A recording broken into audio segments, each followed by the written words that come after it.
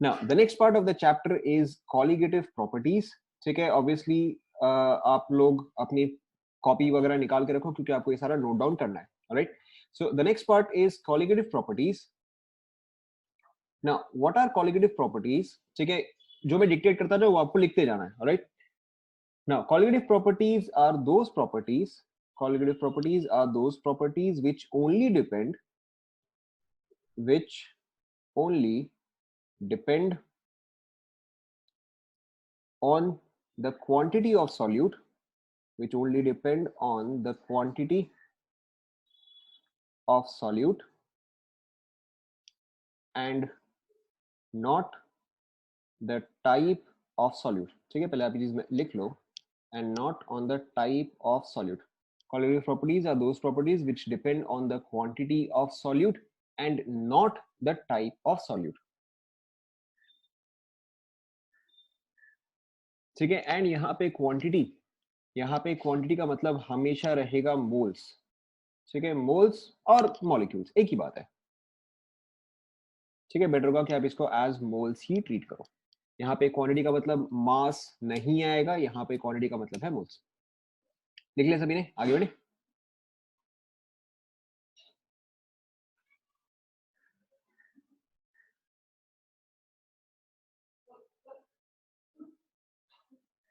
लिख लिया, ओके. अब देखो कॉलिगेटिव प्रॉपर्टीज का मतलब क्या होता है कि अगर आप एक सॉल्यूशन फॉर्म कर रहे हो, if you are forming a solution, obviously solution is made up of solute plus solvent.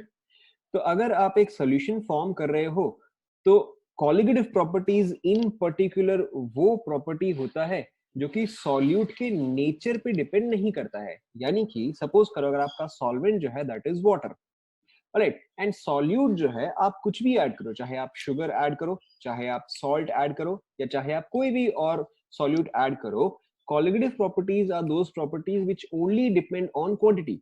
तो अगर आपने 1 मोल ऑफ सॉल्ट ऐड किया है, या आपने 1 मोल ऑफ शुगर ऐड किया है, या आपने 1 mole of anything else add किया हो, ठीक है, जो भी चीज आपने ऐड किया हो, अगर प्रॉपर्टी सिर्फ क्वांटिटी पे डिपेंड करता है and not on the solute itself, it is called as a colligative property. ठीक है, इसको और डिटेल में हम आगे डिस्कस करेंगे, बट अभी के लिए आपको इतना समझना है, only quantity, it does not depend on what type. Okay, अब कॉलिगेटिव प्रॉपर्टी जो है 4 हम डिस्कस करते हैं. First is relative lowering of vapor pressure. relative lowering of vapor pressure, ये सब आपको नोट करते जाना है. second is elevation of boiling point.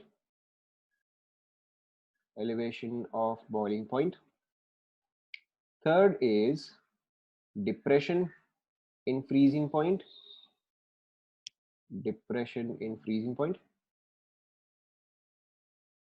And the last one is osmotic pressure.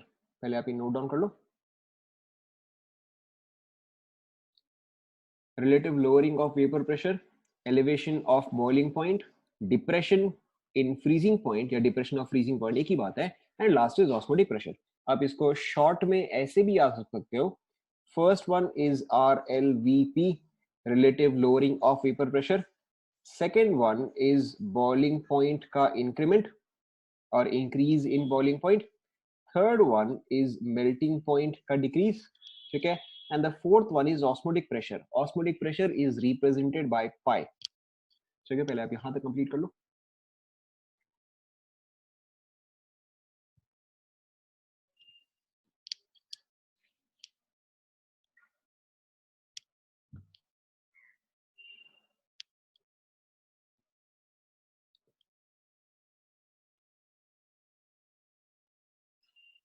लिख लिया क्या सभी ने?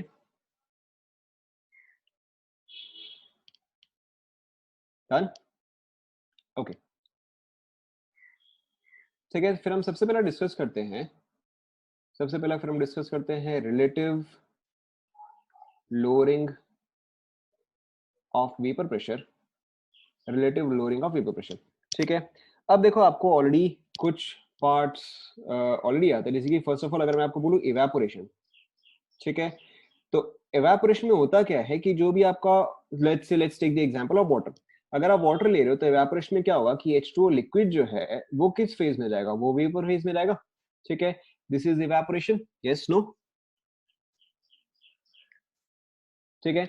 और अगर यहीं पे मैंने आपको पूछा लेट्स से बॉइलिंग, ठीक है, first one was evaporation, second one is boiling. Boiling में भी क्या होता है कि आपका H2O जो है, जो कि लिक्विड फेज में है, वो किस में कन्वर्ट होगा, सेम H2O गैस फेज में, ठीक है, या आप सेम H2O वेपर फेज में, हाँ ना,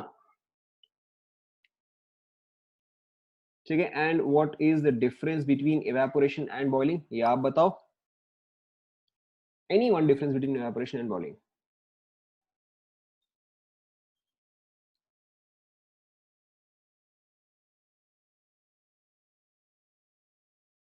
evaporation is natural, क्यों boiling natural नहीं है क्या? evaporation is surface phenomena, very good. evaporation occurs below boiling point, that is also very good, ठीक है।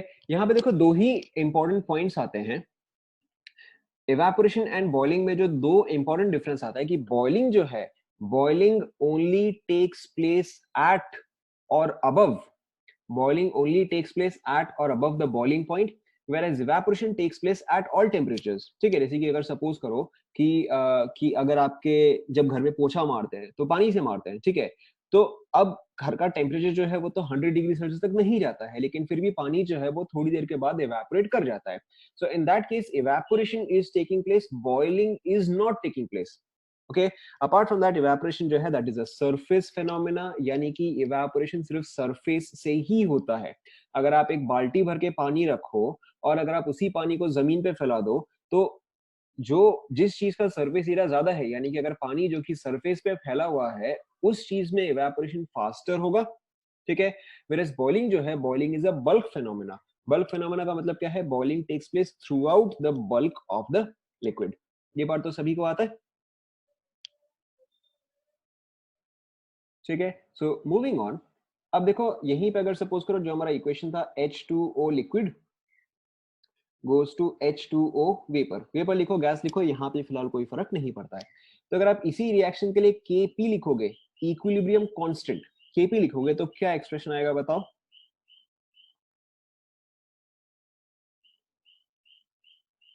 अगर आप इसी रिएक्शन के लिए Kp लिखते हो तो क्या एक्सप्रेशन आएगा?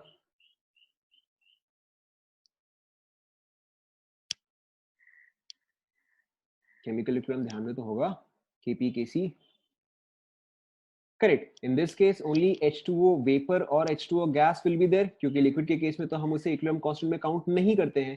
सो in this case you will write Kp, हम Kc नहीं लिख रहे, हम यहाँ पे Kp लिख रहे हैं। So in this case Kp will be equal to pressure of H2O, ठीक है। एंड अगर कंफ्यूजन हो रहा है तो यहाँ पे pressure of H2O of the vapour phase आएगा, लिक्विड फेज जो है वो नहीं आएगा, ठीक है। So in this case you will write Kp as only pressure of H2O, right.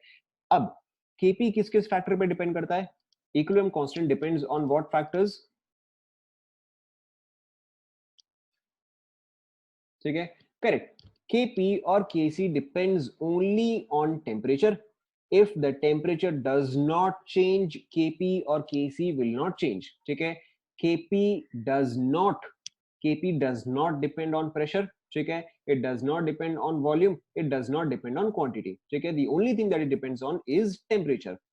तो अगर pressure of H2O is equal to Kp, यानी कि जो प्रेशर ऑफ H2O है, ठीक है, ऑफ दिस रिएक्शन, ठीक है, जो प्रेशर ऑफ H2O है at of this reaction at equilibrium, वो भी सिर्फ किस चीज पे डिपेंड करेगा, that will also only depend on temperature, ठीक है। यहाँ पे इस चीज का मतलब क्या हुआ कि अगर आपके पास लेट्स से, अगर आपके पास लेट्स से एक क्लोज्ड वेसल है, ठीक है, उसमें चाहे आप इतना सा पानी लो, ठीक है, या फिर सेम वेसल में आप चाहे इतना सा पानी लो, ठीक है, क्वांटिटी पे तो डिपेंड नहीं करेगा, सिर्फ टेम्परेचर पे डिपेंड करेगा। तो अगर इस चीज का वैल्यू है लेट्स से 30 डिग्री सेल्सियस एंड इस चीज का भी वैल्यू है लेट्स से 30 डिग्री सेल्सियस, तो दोनों ही कंडीशन में जो प्रेशर ऑफ H2O आएगा वो क्या आएगा, that will be same. Is this clear? Clear to everyone?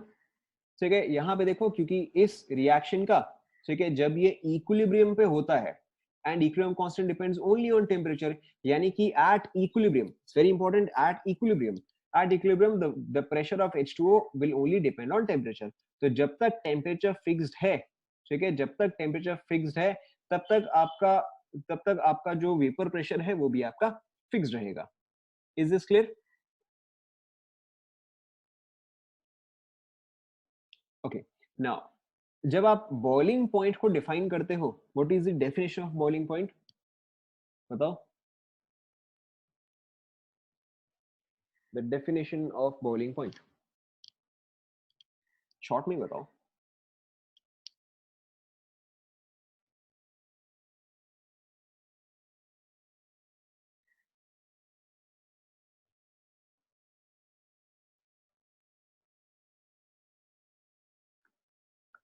Correct, boiling point क्या होता है?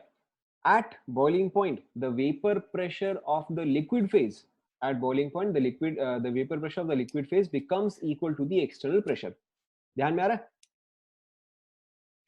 ठीक है, उस केस में क्या होता है कि जो आपका वेपर प्रेशर होता है of whatever solvent or whatever liquid is present, in that case it becomes equal to the external pressure. तो यहां पर भी ये जो PH2O है, ये PH2O जो है that stands for vapor pressure.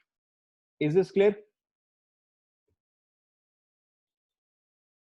यहां तक सभी को क्लियर हुआ? ठीक है, अब देखो अगर आपको कोई भी सेम टेम्परेचर पे दोनों क्या क्या क्या समझ में नहीं आया। हाँ, फिर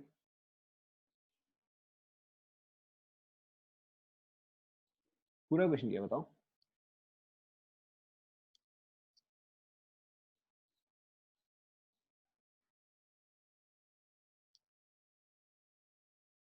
हाँ, तो वही तो, अगर वो इक्विलिब्रियम अटेन नहीं किया है तो उससे फर्क नहीं पड़ता। इक्विलिब्रियम अटेन करने के बाद ये वैल्यूज जो है, this value is after attaining equilibrium, not before, not after, मतलब obviously after also, but in this case this is only when equilibrium has been attained. जब तक इक्विलिब्रियम नहीं आया है तब तक आप वैल्यूज फिक्स नहीं कर सकते।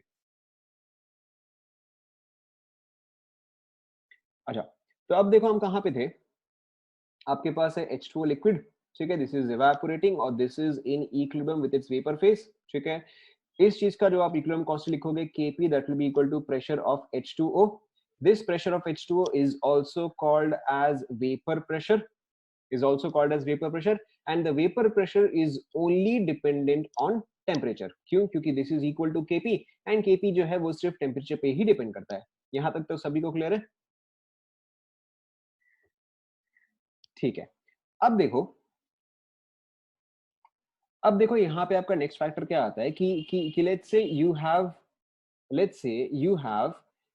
Pure, let's say you have pure water, ठीक है, let's say this is kept in a closed container, and at this temperature, that is let's say 25 degrees Celsius, let's say at 25 degrees Celsius the vapor pressure of water, the vapor pressure of water is for example 30 mm, ठीक है, 30 mm of Hg।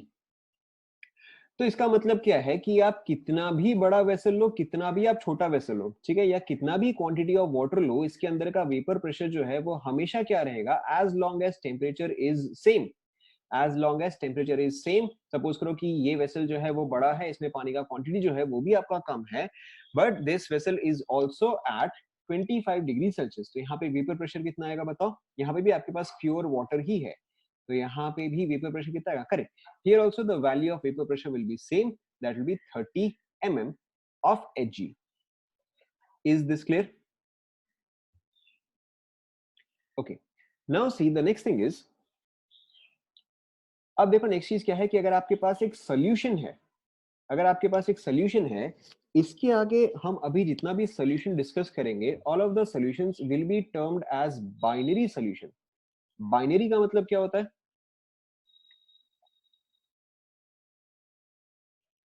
Correct, binary का मतलब होगा to, ठीक है, या binary solution का मतलब क्या होगा? This will only consist of two components, this will only consist of two components. इसमें से एक जो है वो आपका सॉल्यूट होगा, दूसरा जो है वो आपका सॉल्वेंट हो गया। एंड टू कंपोनेंट्स का मतलब क्या है? आप सॉल्यूट भी एक ही लोगे, आप सॉल्वेंट भी एक ही लोगे। सपोज करो कि आपने एक सोल्यूशन बनाया, ठीक है, सोल्यूशन किस तरह से बनाया कि आपके पास है वाटर, ठीक है, आपने इसमें ऐड किया शुगर एंड आपने इसमें ऐड किया सॉल्ट।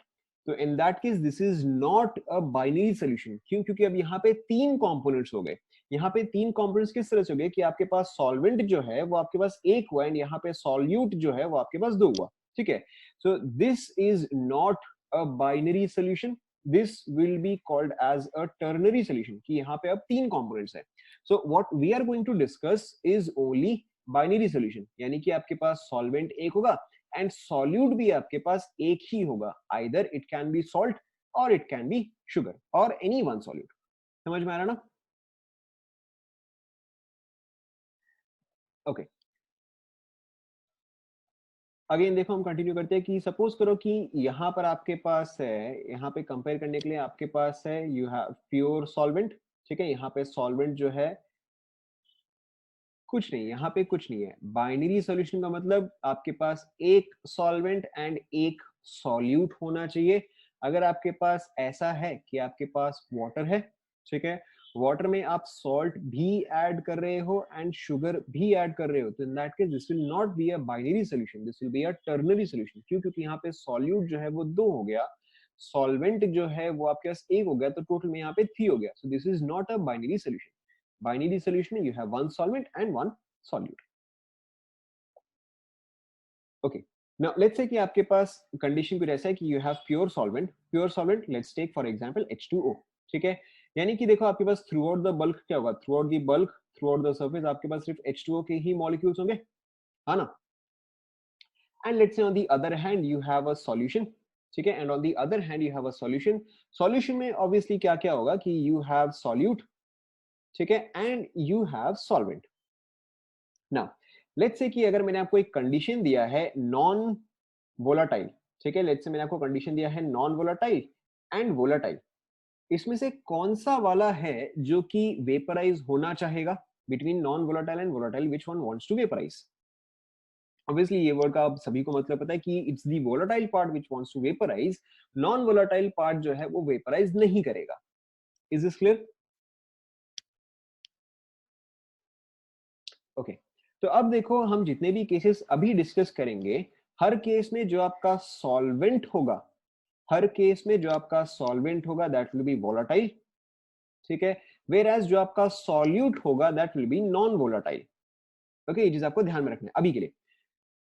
तो अब देखो क्या है, जहां पे आपके पास प्योर सॉल्वेंट था वहां पे आपके पास थ्रू आउट सॉल्वेंट मॉलिक्यूल्स ही था। जो solvent molecules on the surface होगा, जो solvent molecules on the surface है वो जो है वो वेपराइज हो सकता है। ठीक है, ऑब्वियसली जो मॉलिक्यूल बल्क के अंदर है वो तो वेपराइज नहीं हो सकता, only the molecules which are present on the surface, क्योंकि हम यहाँ पे एवेपोरेशन डिस्कस कर रहे हैं, हम यहाँ पे बॉइलिंग डिस्कस नहीं कर रहे हैं। ओके, तो जो भी मॉलिक्यूल्स ऑन द सरफेस होगा सिर्फ वही पार्ट है जो कि वेपराइज हो सकता है। एंड सपोज करो जैसे कि मुझे यहाँ पे दिख रहा है, यहाँ पे 6 मॉलिक्यूल्स है, ठीक है, जैसे कि मुझे यहाँ पे दिख रहा है यहाँ पे 6, चलो इसको थोड़ा चेंज कर देते हैं, लेट्स मेक इट 10 मॉलिक्यूल्स। ठीक है, तो सपोज करो कि मेरे pass on the surface 10 molecules है, बट 10 का 10 मॉलिक्यूल जो है वो वेपराइज नहीं कर सकता है। Why? Because there may be some energy requirement. अगर कोई भी चीज लिक्विड फेज से वेपर फेज में जा रहा है, अगर वो लिक्विड से फेज से वेपर फेज में जा रहा है, यानी कि वेपर फेज में एनर्जी जो है वो ज्यादा होगा, है ना? ठीक है, तो हो सकता है कि हर एक मॉलिक्यूल के पास उतना एनर्जी नहीं होगा कि वो वेपर फेज में जा सके। ठीक है, सो लेट्स से कि 50% मॉलिक्यूल्स के पास, ठीक है, लेट्स से कि 50% मॉलिक्यूल्स के पास इतना एनर्जी है कि वो वेपराइज हो सके। So if 10 molecules are present on the surface, how many molecules can vaporise? Correct, only 5 molecules will be able to vaporise. ठीक है, एंड वो 5 मॉलिक्यूल्स जो कि वेपराइज हो पाए, वो 5 मॉलिक्यूल्स जो कि वेपराइज हो पाए, उनके वजह से ही कुछ भी आपका वेपर प्रेशर का वैल्यू आएगा। Is this clear? यहां तक तो समझ में आया? कुछ नहीं है, बस ये मैं एक सेटअप कर रहा हूं ताकि आपको आगे का एग्जांपल जो है वो समझ में आए। ठीक है, okay, now let's take solution. अब सोल्यूशन में क्या है कि आपके पास सॉल्यूट भी है प्लस सॉल्वेंट भी है। ठीक है, यानी कि on the surface not only, ठीक है, not only will solute be present or not only will solvent be present but solute will also be present। समझ में आ रहा है ना? ठीक है, in case of pure solvent तो आपके पास सिर्फ सॉल्वेंट ही था जो कि सरफेस पे है, बट जहां पे सोल्यूशन का बारी आता है, जहां पे सोल्यूशन का बारी आता है तो अब उस केस में आपके पास सॉल्यूट भी सरफेस पे होगा एंड सॉल्वेंट भी सरफेस पे होगा। समझ में आ रहा ना? सेटअप तो समझ में आ रहा है? ओके तो अब देखो between solute and solvent, between solute and solvent कौन सा पार्ट वेपराइज कर सकता है?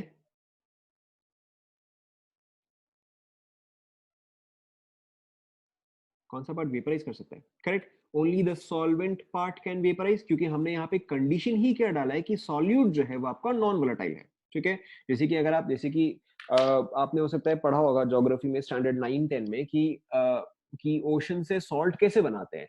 तो ओशन से सॉल्ट ऐसे बनता है कि जो पानी है उसका वेपराइज कर देते हो एंड सॉल्ट जो है वो पीछे रह जाता है, राइट? तो ये एग्जांपल जो है ये एग्जैक्टली वैसे ही है कि आपका सॉल्यूट पार्ट जो है वो वैसे का वैसे रह जाएगा एंड सॉल्वेंट पार्ट जो है वो वेपराइज कर सकता है, राइट? सो अब देखो क्या है कि यहाँ पे आपके पास 10 मॉलिक्यूल्स थे जो ऑन द सरफेस थे एंड उसमें से 50% के पास सफिशिएंट एनर्जी था। ठीक है, तो अब अगर यहाँ पर भी 10 मॉलिक्यूल्स ऑन द सरफेस है बट 10 के 10 मॉलिक्यूल्स ऑफ सॉल्वेंट नहीं होंगे, राइट? उसमें से कुछ पोर्शन जो है ऑब्वियसली वो पोर्शन जो है वो सॉल्यूट का भी होगा। Is this clear? यहाँ पे ऑन द सरफेस कुछ मॉलिक्यूल्स ऑफ सॉल्वेंट होंगे एंड कुछ मॉलिक्यूल्स ऑफ सॉल्यूट होगा। Yes no? ओके, अब देखो नेक्स्ट स्टेप में क्या है। अगेन मैं यहाँ पे थोड़ा सा अजम्पशन ले रहा हूँ, ठीक है, कि let's say on the surface, let's say on the surface you have 4 molecules of solute, okay, and you have 6 molecules of solvent। obviously इसको चेंज कर सकते हैं, डजंट मैटर, मैंने यहाँ पे बस एक एग्जांपल के लिए लिया है। नाउ अगेन अगर टेम्परेचर सेम है, if the temperature is same, तो अगर यहाँ पे 50% के पास सफिशिएंट एनर्जी था तो ऑब्वियसली यहाँ पर भी 50% के पास ही सफिशिएंट एनर्जी होगा। Yes no? ठीक है, तो अब इस केस में कितने मॉलिक्यूल्स ऑफ सॉल्वेंट होंगे जो कि वेपराइज हो पाएंगे? obviously अब इस केस में there will only be 3 molecules of solvent that would be able to vaporize। ठीक है, तो यानी कि यहाँ पे आपके पास वेपराइज हो पाया था 5 molecules, यहाँ पे आपके पास वेपराइज हो पाया था only 3 molecules। Let's convert this, यहाँ पे आपका वेपराइज हो पाया था 5 moles एंड यहाँ पे आपका ओनली वेपराइज हो पाया था लेट्स से 3 moles। तो naturally this is your first case, this is your second case. किस केस में वेपर प्रेशर जो है उसका वैल्यू ग्रेटर आएगा? राइट, फर्स्ट केस में जो है, फर्स्ट केस में आपका वेपर प्रेशर का वैल्यू ग्रेटर आएगा। ठीक है, एंड ऑब्वियसली जितना ज्यादा सॉल्वेंट का अमाउंट होगा, जितना ज्यादा सॉल्वेंट का अमाउंट होगा उतना ही ज्यादा वेपर प्रेशर विल इंक्रीज और डिक्रीज। मैंने सॉल्वेंट बोला, जितना ज्यादा सॉल्वेंट होगा वेपराइज उतना करेगा या कम करेगा? करेक्ट, जितना आपके पास सॉल्वेंट का क्वांटिटी इंक्रीज करता जाएगा, ठीक है, उतना ही आपका वेपर प्रेशर भी इंक्रीज करता रहेगा। यानी कि यहाँ पे in this particular example we took solvent as 6 and solute as 4, but obviously अगर आप इसको चेंज करते हो to let's say solvent as 8 and solute as let's say 2, तो नेचुरली अब यहाँ पे नंबर ऑफ मॉलिक्यूल्स जो कि वेपराइज करेंगे वो भी ज्यादा हो जाएगा, वो भी ज्यादा हो जाएगा। Is this clear? ठीक है, या फिर, ठीक है, या फिर हम इसको थोड़ा सा अलग तरीके से बोलते हैं। ठीक है, अभी तक देखो जो हमने डिस्कस किया, अभी तक देखो जो हमने डिस्कस किया कि अगर आपके पास सॉल्वेंट, अगर आपके पास सॉल्वेंट का क्वांटिटी इंक्रीज करता है तो vapour pressure will, vapour pressure will, बताओ? करेक्ट, तो वेपर प्रेशर विल इंक्रीज। तो हम सॉल्वेंट के टर्म्स में डिस्कस नहीं करते हैं, हम डिस्कस करते हैं इन टर्म्स ऑफ सॉल्यूट। क्यों? क्योंकि अभी तक आपने जितना भी कॉन्सेंट्रेशन टर्म पढ़ा है, molarity, molarity, percentage, etcetera etcetera etcetera, वो सारे के सारे किस चीज को रिलेट करते हैं? वो सारे के सारे सॉल्यूट को रिप्रेजेंट करते हैं, या वो सारे के सारे जो है वो सॉल्यूट से रिलेट करते हैं। So if solute increases the vapour pressure will, correct, the vapour pressure will decrease. क्या यहां तक सभी को क्लियर हुआ? ठीक है, आपको ये नोट डाउन करना, तो मैं वेट कर रहा हूं।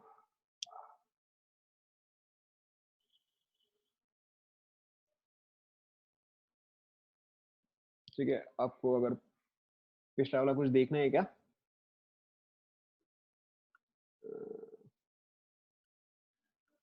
ठीक है, अगर आपको पिछला वाला देखना है तो 50% is the fraction of molecules that have sufficient energy। ठीक है, हर मॉलिक्यूल के पास sufficient energy नहीं होगा, उसमें से कुछ मॉलिक्यूल्स के पास ही सफिशिएंट एनर्जी होगा कि वो इक्वा फेज में जा सके। तो मैंने 50% एक रैंडम वैल्यू ले लिया है, हो सकता है कि वो चीज 60% हो सकता है कि वो चीज 80% हो। मैंने सिंपली वैल्यू इजी ले लिया है।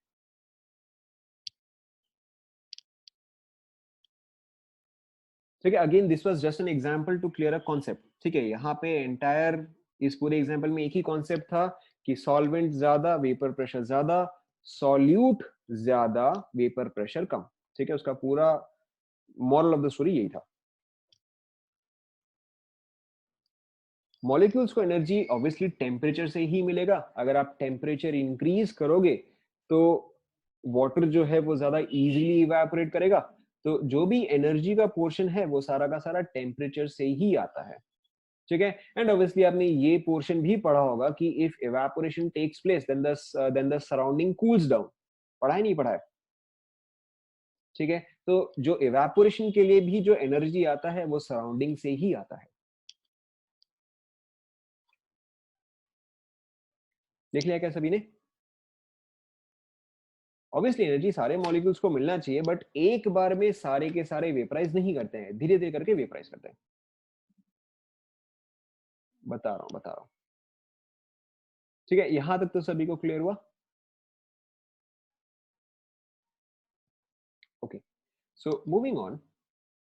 अब देखो, जस्ट हमने भी क्या डिस्कस किया कि अगर आपका सोल्यूशन में solvent increases, vapour pressure increases, solute increases, then vapour pressure decreases. ठीक है, तो यहीं पर ही आता है आपका कॉलिगेटिव प्रॉपर्टी। कॉलिगेटिव प्रॉपर्टी को ये फर्क नहीं पड़ता है कि आपने शुगर ऐड किया या सॉल्ट ऐड किया या NaCl ऐड किया या KCl ऐड किया। कॉलिगेटिव प्रॉपर्टी को सिर्फ ये फर्क पड़ता है कि आपने सॉल्यूट कितना ऐड किया। अगर आप सॉल्यूट ज्यादा ऐड करोगे, ठीक है, सेम वेसल, अगर आप सॉल्यूट ज्यादा ऐड करोगे तो ऑन द सरफेस सॉल्यूट ज्यादा होता जाएगा एंड सॉल्वेंट जो है वो कम होता जाएगा। तो कॉरेस्पॉन्डिंगली जो इसका वेपर प्रेशर भी जो है वो भी आपका डिक्रीज करता रहेगा। Is this clear? So far so good. Okay, अब यहीं पर ही हम आगे कंटिन्यू करते हैं। ठीक है, again we are discussing binary solutions. ठीक है, again we are discussing binary solutions, and in this binary solution which is obviously made up of solute plus solvent, ठीक है, that makes solution। यहाँ पे हमने एक कंडीशन रखा है कि जो आपका सॉल्वेंट पोर्शन है, सॉल्वेंट पोर्शन इज वॉलेटाइल, ठीक है, and solute portion is non volatile. Very very important. ठीक है, अभी तक हम ये पार्ट डिस्कस करते आ रहे हैं। एंड देखो, तो यहाँ पे आपका एक रूल आता है, ठीक है, यहाँ पे एक लॉ आता है कॉल्ड एज राउल्ट्स लॉ। इसकी स्पेलिंग का मैं श्योर नहीं हूँ, आप एक बार चेक कर लेना। ठीक है, यहाँ पे आपका आता है राउल्ट्स लॉ। अगर आपको ये कंप्लीट करना है, पहले आप कंप्लीट कर लो, फिर मैं ये लिखूंगा।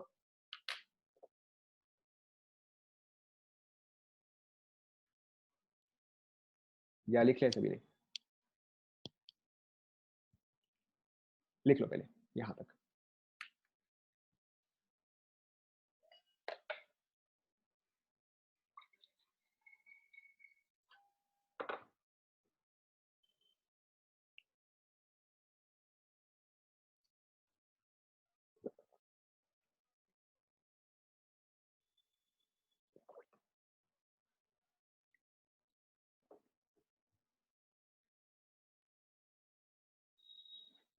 लिख लिया सभी ने?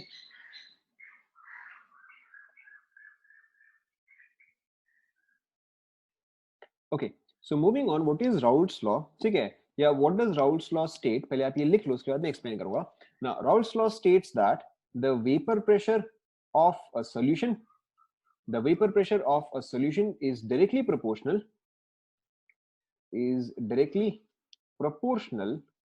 to the quantity proportional to the quantity is directly proportional to the quantity of solvent present in it। ठीक है, पहले आप ये लिख लो, the vapor pressure of a solution is directly proportional to the quantity of solvent present in it।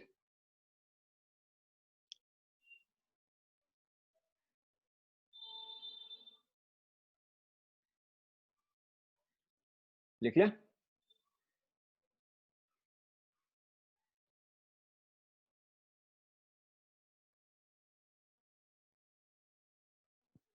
Okay, अब यहाँ पे इस चीज का मतलब क्या है कि जो आपका वेपर प्रेशर ऑफ सॉल्यूशन, जो आपका वेपर प्रेशर ऑफ सॉल्यूशन है that is directly proportional to the amount of solvent present, ठीक है। If this increases vapour pressure of the solution also increases, ठीक है। अब इसी चीज का रिलेशन कहाँ से आता है, या इस चीज का जो एक्चुअल रिलेशन है वो कहाँ से आता है, पहले आप ये लिख लो फिर मैं एक्सप्लेन करूंगा, ठीक है।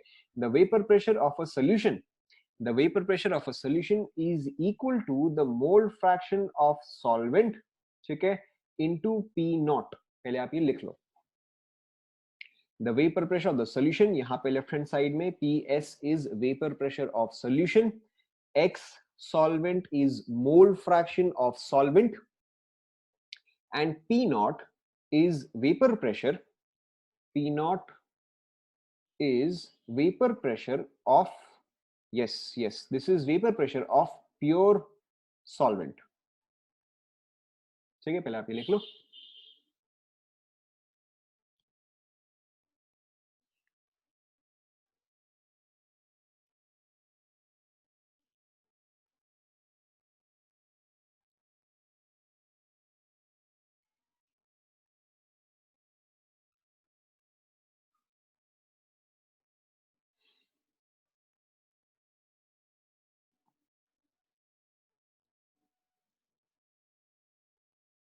लिख लिया।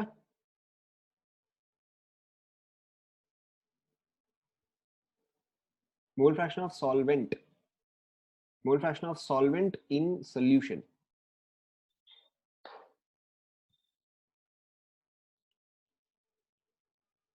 ऑब्वियसली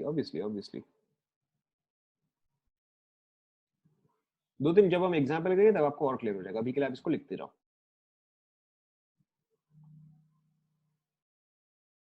लिख लिया,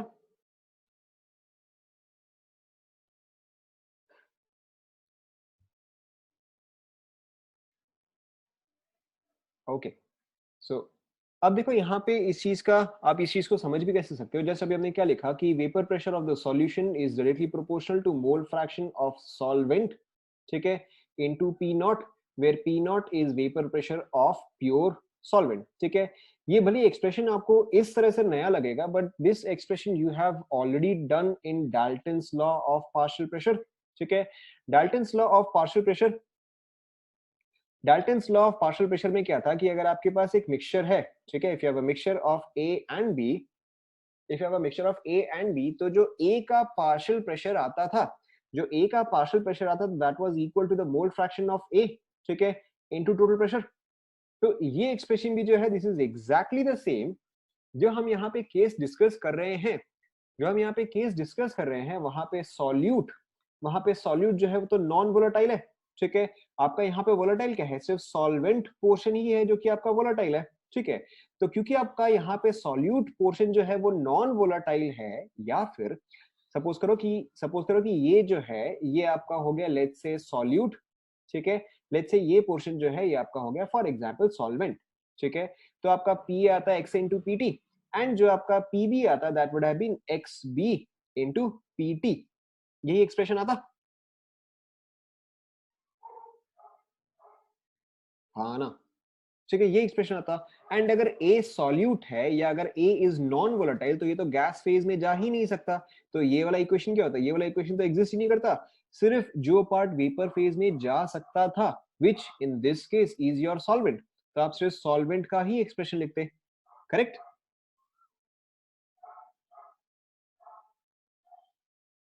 ठीक है। एंड एंड अगर आपके पास प्योर सॉल्वेंट होता, अगर आपके पास प्योर सॉल्वेंट होता तो यहाँ पे एक्स बी का वैल्यू क्या होता, if you had pure solvent और just component B then what would have been the mole fraction of B, correct, one आता। एंड अगर इस चीज का वैल्यू आप डालते वन, अगर इस चीज का वैल्यू आप डालते वन तो यहाँ पे पीबी इज इक्वल टू क्या रहता, पीटी आ रहता, ठीक है। और this is simply called as P B naught. तो अब देखो आपका जनरल एक्सप्रेशन क्या आता है कि P B is equal to X B into P B naught, चाहिए सभी को समझ में आया। तो यहीं से ही जो आपका ये एक्सप्रेशन है P S is equal to X solvent into P naught, ठीक है। पहले आप यहाँ तक कंप्लीट कर लो,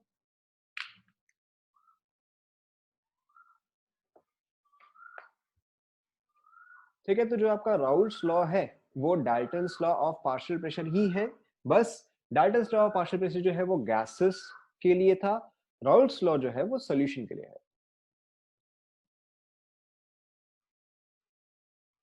कंप्लीट कर लो।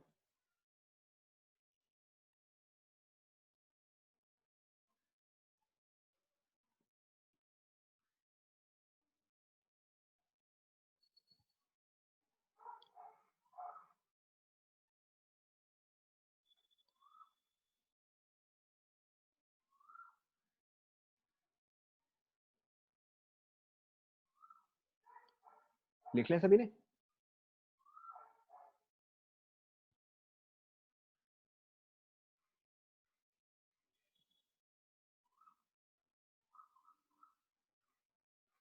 चलो एक एग्जांपल लेते हैं, अब देखो आपको एकदम क्लियर हो जाएगा। Let's take an example. Okay, so let's say कि आपको जो एग्जांपल दिया गया है, ठीक है, in this example you have let's say sugar, ठीक है, you have sugar as your solute and you have water as your solvent. Again अभी हम जितने भी एग्जांपल्स करेंगे उसमें आपको ये समझना है कि जो भी सॉल्यूट है that is non volatile.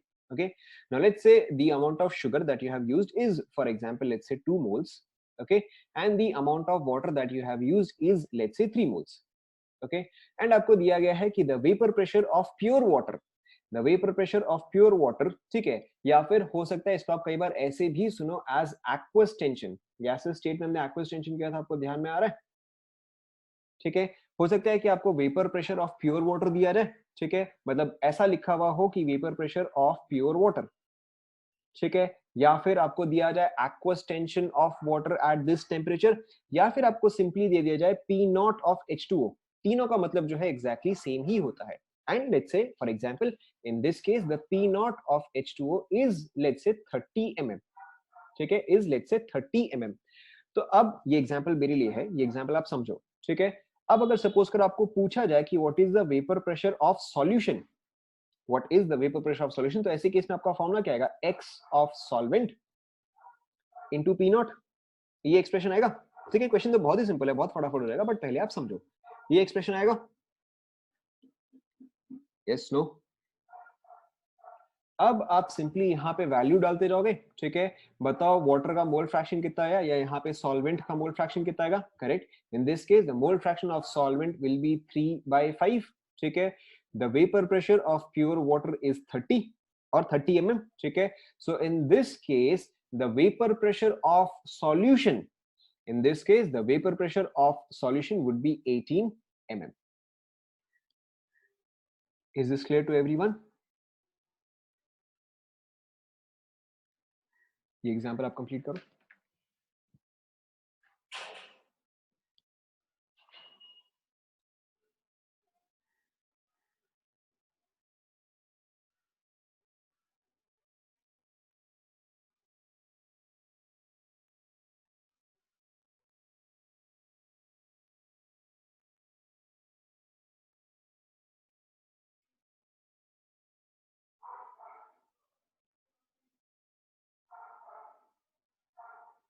Excuse me.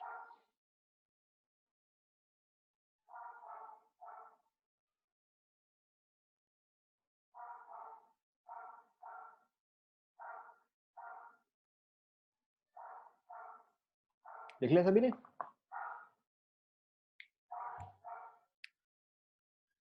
Okay, next example आप करोगे, ठीक है। अच्छा, एक और चीज, एक और चीज, अब मैं यहाँ पे हर बार एक्स सॉल्वेंट नहीं लिखूंगा, ठीक है। अब आपको ये चीज समझ में आना चाहिए, जहां पर भी नोटेशन 1 है, यानी कि x1, 1 जो है वो हमेशा रेफर करेगा सॉल्यूट को, ठीक है, एंड 2 जो है या x2 जो है वो हमेशा रेफर करेगा सॉल्वेंट को, ठीक है। आप अपनी कॉपी में भी यही नोटेशन ही यूज करोगे, 1 इज फॉर सॉल्यूट, ठीक है, 2 इज फॉर सॉल्वेंट।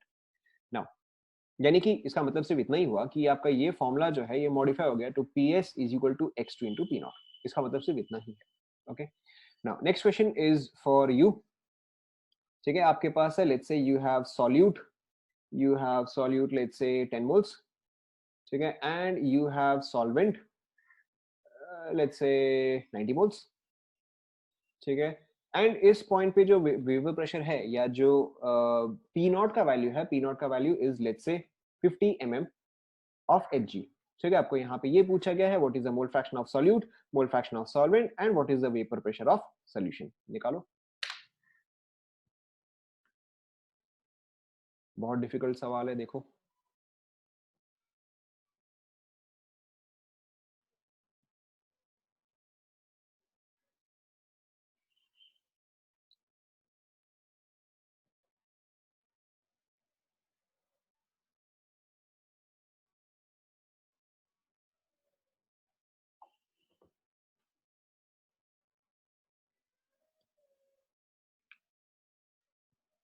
ठीक है, तो यहाँ पे आप क्या बोलोगे, बहुत ही सिंपल सा ही है। अगर आपको इसका मोल फ्रैक्शन निकालना तो कितना आएगा, 1/10 आएगा। इसका मोल फ्रैक्शन जो है वो आपका आएगा 9/10, सॉरी, इसका मोल फ्रैक्शन आएगा 9/10। ठीक है, एंड फाइनली जब आपको प्रेशर ऑफ सॉल्यूशन निकालना है तो PS will be equal to x2 into P naught. ठीक है, एंड यहाँ पे इन दिस केस आप वैल्यू डालोगे, PS is equal to x2 which is 9/10 into 50, that makes it 45 mm। Is everybody clear? Complete कर लो यहाँ तक।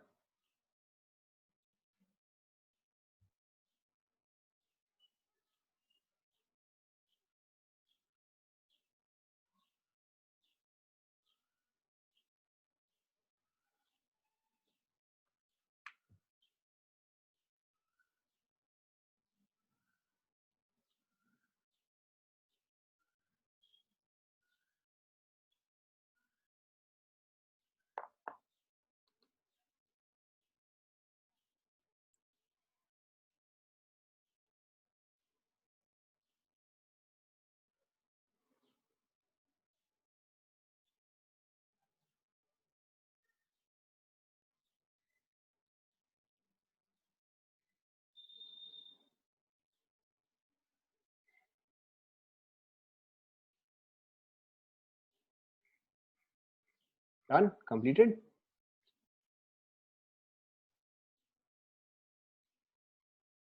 ओके, तो अब देखो इसी कॉन्सेप्ट को आगे बढ़ाते हैं। ठीक है, इसी कॉन्सेप्ट को आगे बढ़ाते हैं ना। जैसे कि अगर सपोज करो हम एक सिंपल सा एग्जांपल लेते हैं। ओके, लेट्स से कि आपके पास है, let's say you have solute. ठीक है, यू हैव लेट्स से सॉल्यूट इज 4 मोल्स। ठीक है, you have solute is 4 moles, solvent is for example let's say 6 moles।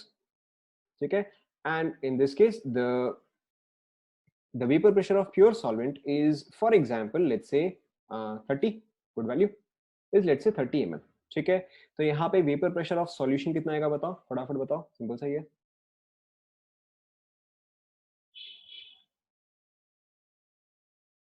ठीक है, यहाँ पे वेपर प्रेशर जो है वो आपका आ जाएगा 18 mm। ठीक है, फॉर्मूला आपका सेम ही रहेगा, x2 इंटू पी नॉट। ठीक है, और यहाँ पे x2 का वैल्यू जो है वो आपका आएगा 6/10, यहाँ पे आ जाएगा 4/10। यहाँ तक तो क्लियर है, सिंपल सा ही है, कुछ भी डिफिकल्ट नहीं है। ठीक है, अब देखो यहाँ पे हम एक एक टर्म डिस्कस करेंगे। ठीक है, the first term that we are going to define and discuss is lowering. ठीक है, the first term is lowering of vapour pressure.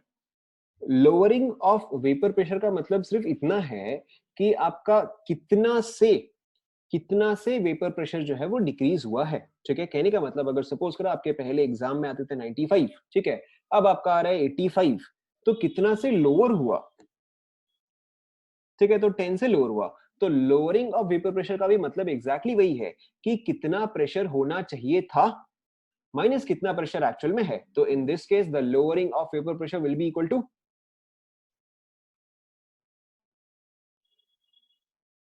बहुत डिफिकल्ट सवाल पूछ लिया गया। इन दिस केस लोअरिंग कितना आ रहा है, correct, in this case the lowering is 12। ठीक है, या फिर चलो यहां पर तो आप देख सकते हो कि P naught minus P S से आपका लोअरिंग आ जाएगा। ठीक है, और lowering of vapour pressure is written as P naught minus P S. ठीक है, या फिर इसी चीज को आप ऐसे लिखते हो डेल्टा वीपी। ठीक है, और चेंज इन वेपर प्रेशर, या जनरली डेल्टा वीपी आप नहीं देखते हो, आप सिंपली डेल्टा पी देखते हो। Delta P is lowering of vapour pressure, this is equal to P naught minus P S. Is this clear? ठीक है, अच्छा, अब देखो सपोज करो the next term is relative lowering of vapour pressure, relative lowering of vapour pressure. ठीक है, suppose करो कि दो लोग एग्जाम दे रहे हैं। अब एक का जो है उसके 10 में से 5 मार्क कटे, दूसरा जो है उसके 100 में से 5 मार्क कटे। ठीक है, तो हु इज परफॉर्मिंग बेटर? एक का है उसके 10 में से 5 कटे, दूसरा है जिसका कि 100 में से 5 कटे। Who is performing better? ठीक है, सेकंड वाला जो है वो बेटर परफॉर्म कर रहा है, हालांकि दोनों के मार्क्स जो है वो सेम कटे। ठीक है, दोनों के जो है यहाँ पे भी 5 कटे, यहाँ पे भी 5 कटे, लेकिन फिर भी सेकंड वाला बेटर कैसे परफॉर्म कर रहा है? आप रिलेटिवली बता रहे हो। ठीक है, कि इसका जो है इसका 5 आउट ऑफ 10 कटा है, लेकिन दूसरा वाला जो है उसका 5 आउट ऑफ 100 कटा है। सेंस आपको समझ में आ रहा है? Yes no? ठीक है, तो रिलेटिव का भी मतलब वही है कि चलो लोअरिंग तो हुआ, ठीक है, बट कितने के रेस्पेक्ट में हुआ? ठीक है, लोअरिंग अगर 12 है, ठीक है, like in this case the value of lowering is 12। ठीक है, so in one case lowering is 12 out of 120, whereas in the other case if the lowering is 12 out of 1200, तो ऑब्वियसली फर्स्ट केस में उसका effect जो है वो ज्यादा होगा, सेकंड केस में उसका इफेक्ट जो है वो कम होगा। समझ में आ रहा ना? ठीक है, तो उसी तरह से relative lowering of vapour pressure कैसे आता है? वेरी सिंपली, जितना भी आपका लोअरिंग का वैल्यू है, ठीक है, जो भी आपका लोअरिंग का वैल्यू है डिवाइडेड बाई जो भी आपका ओरिजिनली वैल्यू होना चाहिए। ठीक है, जब भी आप चेंज निकालते हो या जब भी आप परसेंटेज चेंज निकालते हो, हमेशा कैसे करते हो? चेंज डिवाइड बाई ओरिजिनल, है ना? ठीक है, तो यहां पर आपने रिलेटिव लोअरिंग कैसे आएगा? जो भी आपका लोअरिंग का वैल्यू है डिवाइडेड बाई पी नॉट आएगा या पी एस आएगा? ओरिजिनल क्या होना चाहिए? करेक्ट, पी नॉट आएगा। तो यहाँ पे रिलेटिव लोअरिंग जो है वो आपका आता है the value of lowering divided by P naught. ठीक है, या फिर इसी चीज को आप कैसे रिप्रेजेंट करते हो? R L V P, relative lowering of vapour pressure is given as delta P divide by P naught. ठीक है, या फिर इसी फॉर्मूले को आप एक्सपैंड कर सकते हो as P naught minus P S divided by P naught. पहले आप यहां तक कंप्लीट कर लो। ठीक है, यहाँ पे देखो यहाँ पे हमने क्या क्या फॉर्मूला डिस्कस किया। First formula is obviously P S is equal to x two into P naught. ठीक है, this is the first formula. Second formula is this lowering of vapour pressure. ठीक है, third formula is relative lowering of vapour pressure, उसका formula होता है ये। पहले आप यहाँ तक नोट डाउन कर लो एंड दीज आर इंपॉर्टेंट।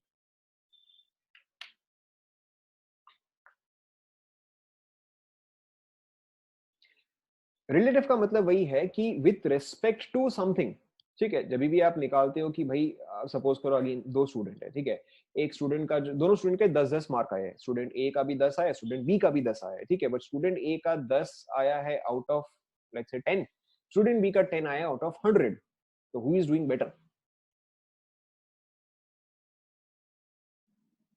ठीक है, ए का है 10 आउट ऑफ 10, बी का, ओए क्या कर रहे हो? ए का है 10 आउट ऑफ 10, बी का है 10 आउट ऑफ 100, बेटर कौन कर रहा है? ठीक है, फर्स्ट वाला कर रहा है ना। क्यों? क्योंकि आप यहाँ पे रिलेटिव निकालो कि कितना होना चाहिए था, तो रिलेटिव का मतलब एग्जैक्टली वही है।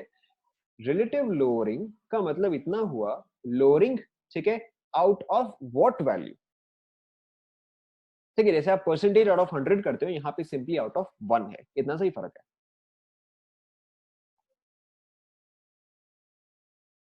क्लियर हुआ? यहां तक नोट डाउन कर लिया क्या? Correct correct correct.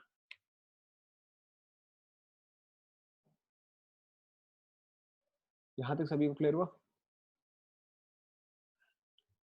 Okay, so moving on, मैं हटा रहा हूं ये। ठीक है, moving on now, let's say same example. उस एग्जांपल में क्या था? You had 4 moles of solute and 6 moles of solvent, and जो मैंने आपको इनिशियल वेपर प्रेशर दिया था दैट वाज इक्वल टू 30। ठीक है, या पी नॉट का वैल्यू था दैट वाज इक्वल टू 30। अब देखो हमने अभी तक क्या क्या फॉर्मूला लिखा। The first formula is P S is equal to x two into P naught, this was your first formula. The second formula was delta P, lowering of vapour pressure, this was equal to P naught minus P S. ठीक है, and the third formula is R L V P, that is equal to delta P divided by P naught. ठीक है, और that was equal to P naught minus P S divided by P not. Clear? कुछ नहीं है, बस जो पीछे लिखा वही मैंने वापस से लिखा है। क्लियर है ना ये तीनों फॉर्मूला? ओके, अब देखो हम यहीं पर ही कंटिन्यू कर रहे हैं, ठीक है। जो सेकंड पोर्शन है, सेकंड फॉर्मूला जो है, सेकंड फॉर्मूला में देखो आपका दिया गया है delta P is equal to P naught minus P S, ठीक है। तो फर्स्ट फॉर्मूला में देखो पी एस क्या है, P S is x two into P not. तो अगर मैं इस चीज को यहाँ पे सब्सटीट्यूट करता हूं तो देखो क्या आएगा, P naught minus x two into P not आएगा, हाँ ना, यही आएगा, ठीक है। एंड अगर मैं पी नॉट को कॉमन लेता हूं, ठीक है, if I take P naught as common तो यहाँ पे क्या रहेगा, 1 माइनस एक्स टू आ जाएगा। What is the value of 1 minus x two? x1 naturally, क्योंकि यहाँ पे क्या है, यहाँ पे आप बाइनरी सोल्यूशन यूज कर रहे हो, x1 plus x2 will be equal to 1, sum of mole fractions is 1। तो अगर आप 1 माइनस x2 कर रहे हो तो इसका वैल्यू क्या आएगा, this will be equal to p naught into x1, ठीक है। और delta p is equal to x1 into p naught. And यहाँ पे x1 का मतलब क्या है, मोल फ्रैक्शन ऑफ सॉल्यूट, हाँ ना, ठीक है। अब देखो जो हमने एकदम स्टार्टिंग में एग्जांपल लिया था उसमें क्या था कि जितना ज्यादा सॉल्यूट का क्वांटिटी इंक्रीज करेगा, जितना ज्यादा सॉल्यूट का क्वांटिटी इंक्रीज करेगा, वेपर प्रेशर उतना ही क्या करेगा, इंक्रीज करेगा, डिक्रीज करेगा, करेक्ट, वेपर प्रेशर उतना ही डिक्रीज करेगा। तो यानी कि देखो सेम चीज, अगर आपका सॉल्यूट का अमाउंट जो है वो इंक्रीज करता है, if your amount of solute increases, ठीक है, वेपर प्रेशर डिक्रीजेस, और how much the vapour pressure has changed, कितना से चेंज हुआ, वो भी आपका क्या करता है, दैट आल्सो इंक्रीजेस। समझ में आया ना, दोनों देखो अलग अलग केसेस है। फर्स्ट केस में मैंने बोला कि वेपर प्रेशर का वैल्यू क्या हो रहा है, सेकंड केस में वेपर प्रेशर में चेंज कितना हो रहा है, ठीक है। So the amount, as the amount of solute increases, the change in mole fraction also increases. Is this clear? ठीक है, ये फॉर्मूला आप लोग नोट डाउन कर लो।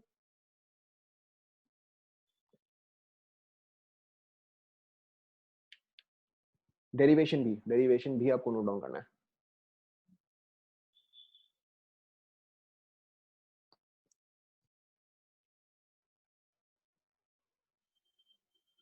ठीक है, अब आप आरएलवीपी खुद से करो कि आरएलवीपी का फॉर्मूला क्या आएगा। यस, अब आप आरएलवीपी खुद से करो, आरएलवीपी का आपको डेरिवेशन करना है।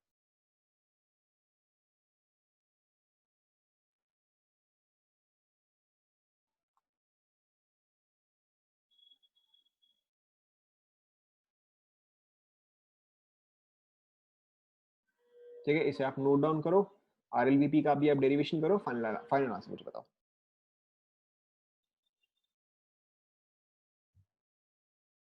ये नोट डाउन कर लिया सभी ने, नीचे स्क्रॉल करो। ओके, देखो अब सेम चीज, are,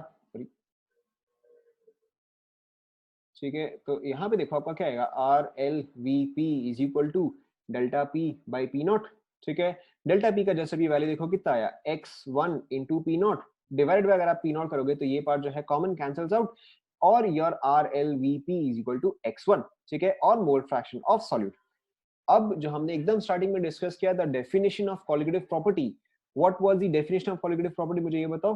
colligative property is something which depends only on, correct, it only depends on the quantity of solute, ठीक है, it does not depend on nature of solute।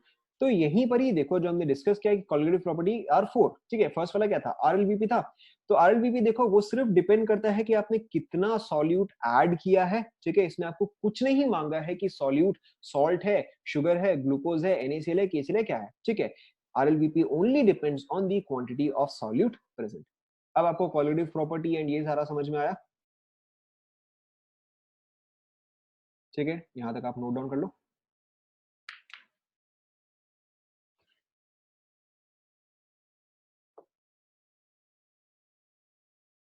RLVP is only equal to x of solute और mole fraction of solute, यहां तक आप note down कर लो।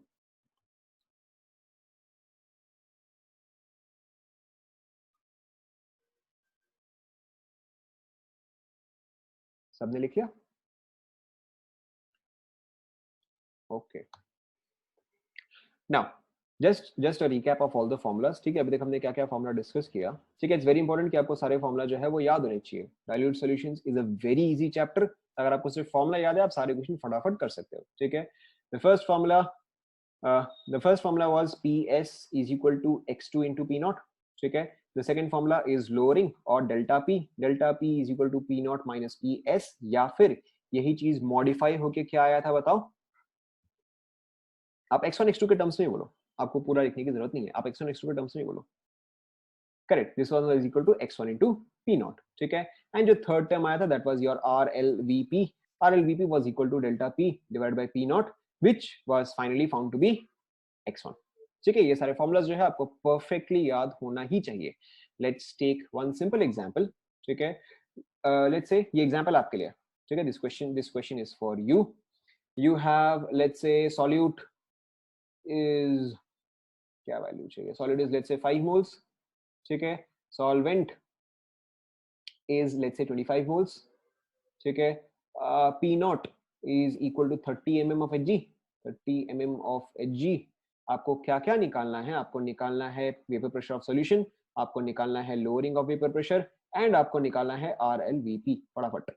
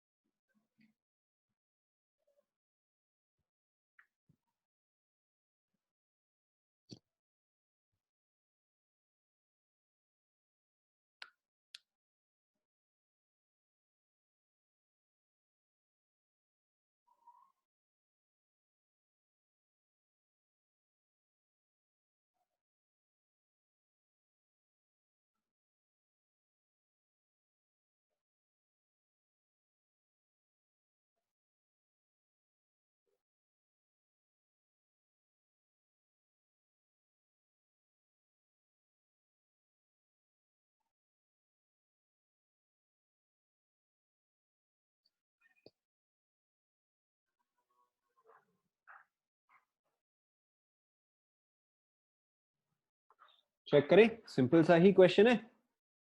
देखो, मोल fraction of solute, mole fraction of solute ये कितना आ गया, ये आपका आ गया 1/6. ठीक है. तो नेचुरली आपका मोल फ्रैक्शन ऑफ सॉल्वेंट जो है वो आपका आ गया 5/6. अब आप उल्टे तरीके से आंसर लिखते जाओ.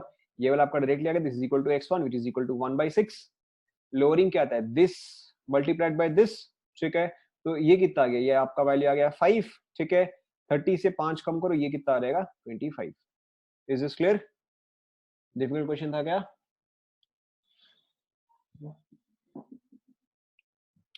ठीक है. Moving on, next question. Let's say कि आपने डिसॉल्व किया है, ओके, लेट्स से आपने डिसॉल्व किया है 180 grams of CH3COOH in 180 grams of CH3COOH in, let's say, क्या अच्छा वैल्यू आएगा, 206. 1 second, let me calculate. नहीं, 216. ठीक है. होपफुली अच्छा वैल्यू होना चाहिए. इन 216 ग्राम्स ऑफ वाटर. ठीक है. सेम चीज आपको निकालना है, प्रेशर ऑफ सॉल्यूशन. अच्छा, एक चीज मैं इसको चेंज कर रहा हूँ. ठीक है. मैं इसको यूरिया कर रहा हूँ. ठीक है. Urea is non volatile. आपको सेम चीज निकालना है, प्रेशर ऑफ सॉल्यूशन, आपको निकालना है lowering of vapour pressure, and आपको निकालना है RLVP. आपको एक और डेटा चाहिए, vapour pressure of pure water, vapour pressure of pure water और एक्वस टेंशन. ठीक है. और aqueous tension is equal to 36 mm. ठीक है. मैं श्योर नहीं हूँ वैल्यूज अच्छे हैं कि नहीं है, आप एक बार कैलकुलेट करके देख लो, या फिर इसको मैं चेंज कर दूंगा 40.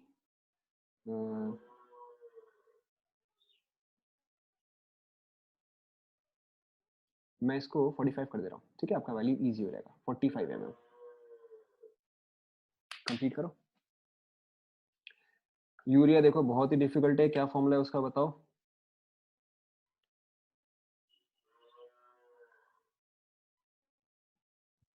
Correct, CONH2 twice.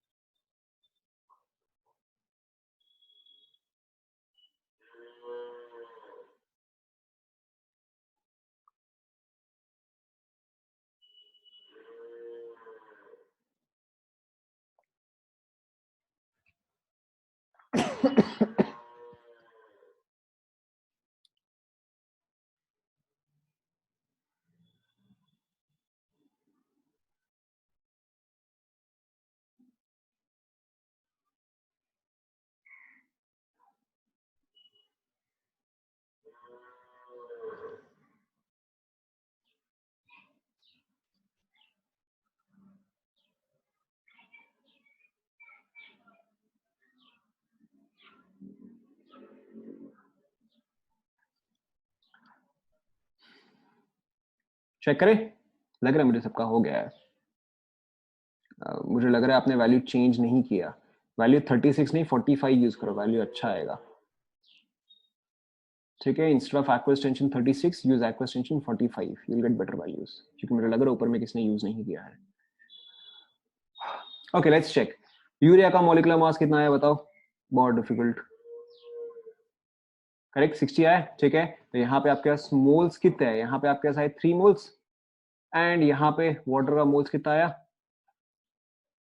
Correct water का मोल्स आया 12, ठीक है। So in this case mole fraction of solute is 3/15, mole fraction of solute is equal to 12/15।